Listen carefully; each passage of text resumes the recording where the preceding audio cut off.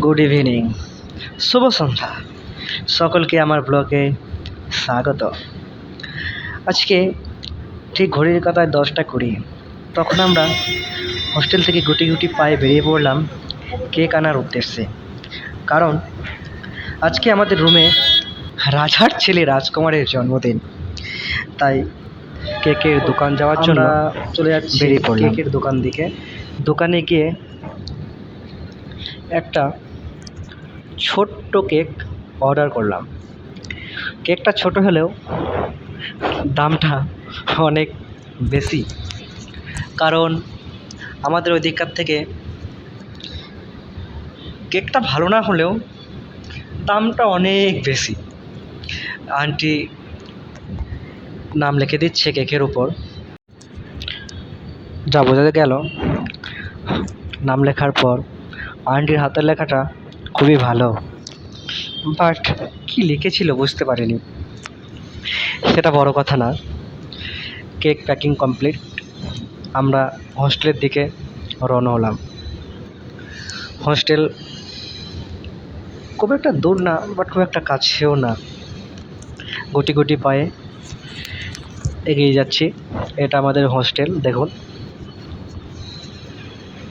নিচে আছে bank of Baroda. সিঁড়িতে উঠছি।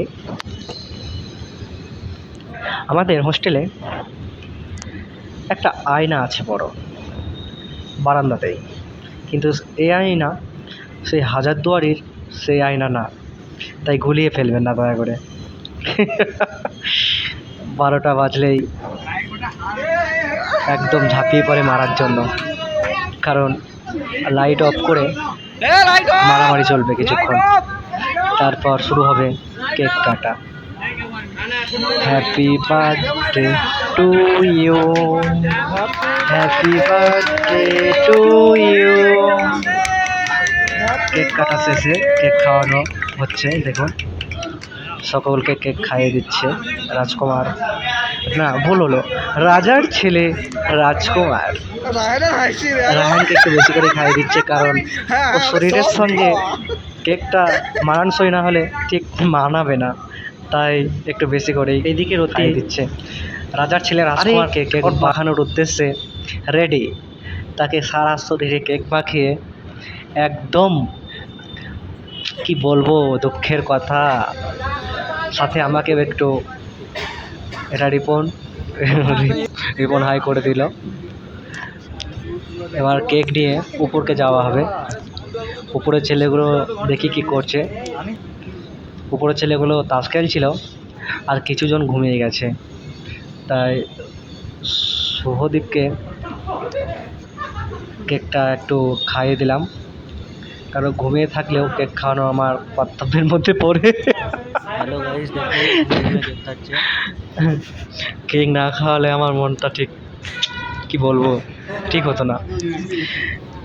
ঘুম থেকে উঠে দেখছি মুখে কেক। আমি রাজকুমারকে বলছি, এটা কিন্তু ঠিক করলি না। সে একটা ছেলে ঘুমোচ্ছে, গভীর ঘুমে আচ্ছন্ন, সে তাকে এরকম করে ঘুম থেকে তোলানো তোদের ঠিক হলো না। ওকে, টাটা, বাই বাই। আজকে এই পর্যন্তই, দেখা হবে পরের ভিডিওতে। Good night, tata, bye bye.